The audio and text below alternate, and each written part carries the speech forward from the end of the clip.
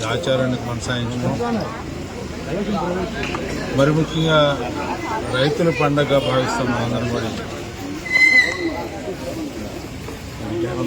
ఆధ్యాత్మికంగా గొప్ప మార్పుకి మకర సంక్రాంతి అని కూడా పేరు పెట్టుకొని ఉత్తరాయణంలో అడుగుపెట్టే సందర్భం, పవిత్రమైన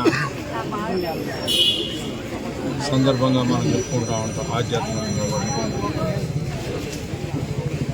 అందరూ సంతోషంగా ఉండే పండుగ, అందరూ బతికే పండుగ.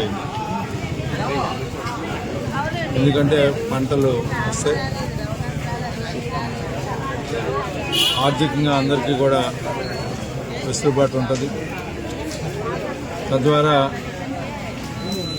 రైతులు నమ్ముకున్న చేతి వృత్తి పనుల వారు కానీ,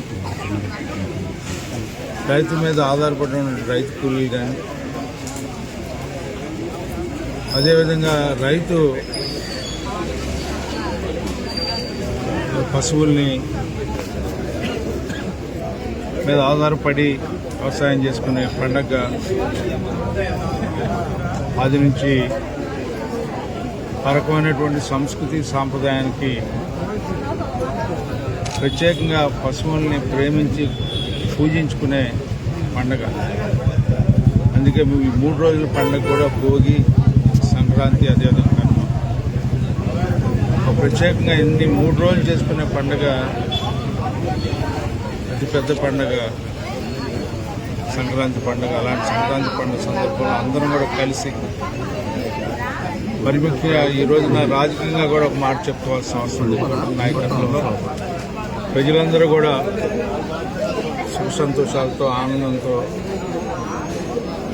ఆహ్లాదకరమైనటువంటి మంచి జీవితాన్ని మనం పొందుతున్నాం అనే భావంతో ఈ రోజున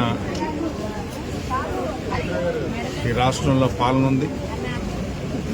మనం తెచ్చుకున్నటువంటి ప్రభుత్వం, మనం చేసుకున్నటువంటి ప్రజాపాలన, ఈ పాలన ద్వారా ఎలాంటి కష్టము, అవాంతరాలు లేకుండా ప్రతి సంవత్సరం కూడా నిత్య కళ్యాణం, పక్షపాలన ఉన్నట్టుగా ప్రజలు ఆ రకమైనటువంటి ఆనందంగా జీవించాలని చెప్పి ఈ పండుగ సందర్భంగా తెనాలి ప్రజల్ని, అదేవిధంగా రాష్ట్ర ప్రజల్ని అందరికి కూడా భగవంతుడు ఆ రకమైనటువంటి ఆశీస్సులు, మంచి పాలన కొనసాగుతుందని చెప్పే నమ్మకంతో, విశ్వాసంతో. ఎందుకంటే మనం ఈ సంవత్సరం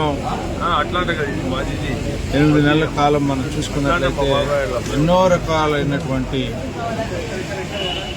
రైతులకు సంబంధించి కానీ, విద్యార్థులకు సంబంధించి కానీ, యువకులకు సంబంధించి కానీ, మరి ముఖ్యంగా సమాజంలో సగభాగమైనటువంటి మహిళలకు సంబంధించి కానీ ఎన్నో రకాలైన సౌకర్యాలను కలుగజేయటమే కాకుండా అందరి యొక్క ఆర్థిక విధానంలో పెనుమార్పులు వచ్చే రకంగా ఈనాడు ఈ రాష్ట్రం తీర్చిదిద్దబడతా ఉంది.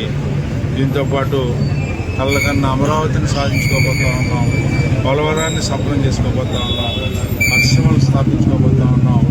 నిజమైనటువంటి స్వర్ణ ఆంధ్రప్రదేశ్ని అతి తొందరలో చూడబోతా ఉన్నాం. మీ అందరి ఆశీస్సులు, ఆ భగవంతుడి ఆశీస్సులు మనందరికీ ఉండాలని, ఆ రకంగా అభివృద్ధి చెందాలని ఈ సంక్రాంతి శుభాకాంక్షలు మరియు నూతన సంవత్సర శుభాకాంక్షలు అందరికీ తెలియజేసుకుంటూ సెలవు.